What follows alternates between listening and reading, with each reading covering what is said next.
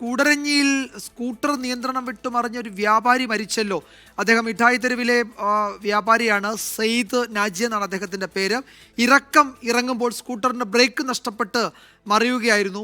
രാഹുൽ, അതിന്റെ വിവരങ്ങൾ കൂടി നൽകാമോ?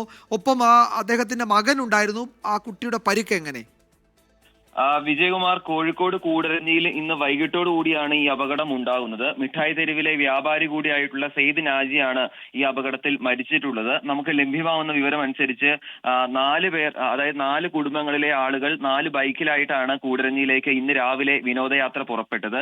അതിനുശേഷം വിനോദയാത്ര പൂർത്തിയാക്കിയ ശേഷം സെയ്ദ് നാജിയും അതോടൊപ്പം തന്നെ അദ്ദേഹത്തിന്റെ മകനും സ്കൂട്ടറിൽ തിരികെ വരികയായിരുന്നു. അതിനിടയിൽ ഇറങ്ങുമ്പോൾ ഈ ഇലക്ട്രിക് സ്കൂട്ടറിന്റെ ബ്രേക്ക് നഷ്ടപ്പെട്ട് മറിയുകയായിരുന്നു. അങ്ങനെയാണ് ഈ അപകടത്തിൽ സംഭവ സ്ഥലത്ത് വെച്ച് തന്നെ സെയ്ദ് നാജി മരിക്കുന്നത്.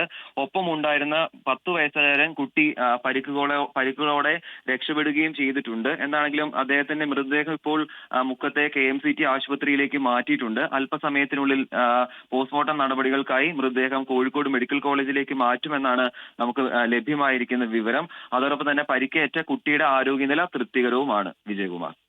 രാഹുൽ സുരേഷാണ് വിവരങ്ങൾ നൽകിയത് കോഴിക്കോട്ട്.